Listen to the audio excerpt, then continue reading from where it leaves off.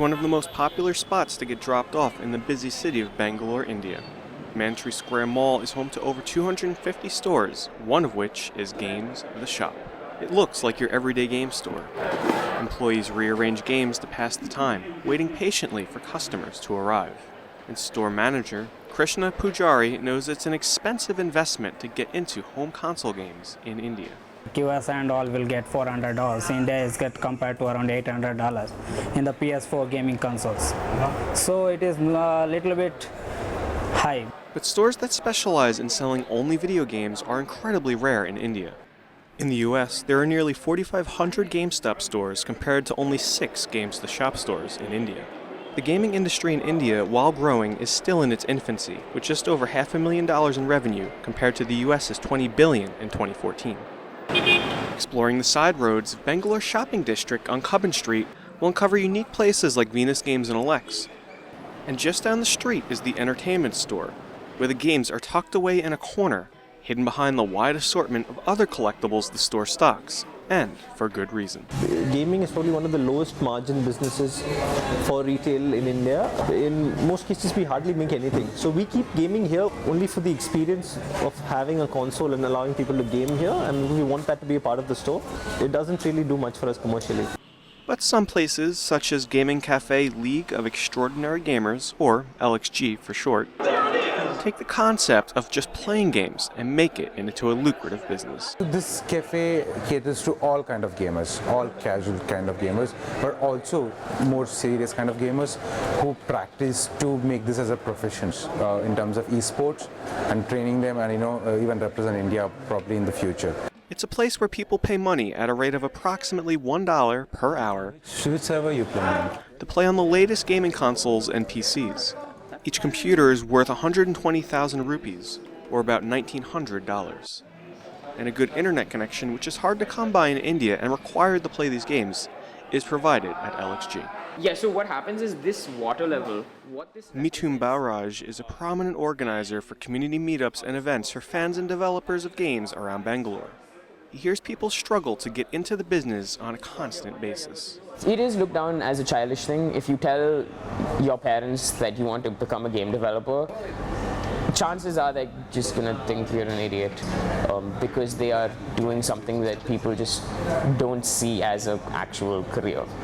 But no games were being developed in India until the founding of Dhruva Interactive in 1997, India's first ever development studio. Most recently, they've provided game development and art services for games like Halo 5, Alien Isolation, and the Forza Motorsport franchise, just to name a few. But it all started back in 1998, when Rajesh Rao, CEO of Dhruva, was asked by Infogrames, now known as Atari, to develop a PC port of the popular Nintendo 64 game Mission Impossible, becoming the first ever game studio to develop a game exclusively in India. We've had gaming in India, but in a very small way.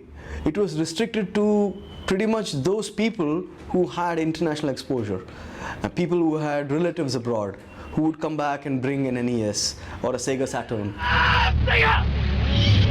Due to their high price, home consoles such as Xbox and PlayStation remain a luxury in India, existing within only about 2% of homes. That's why a lot of game developers are moving towards mobile games to reach nearly 120 million owners of smartphones within India.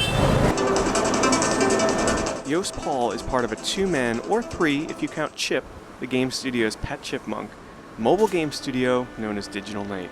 His team, along with several other small startup developers, share an office space known as Game Tantra, an incubator that is provided and paid for by Dhruva Interactive, as a way to encourage new game developers and giving them a chance at breaking into the rapidly growing mobile game industry in India.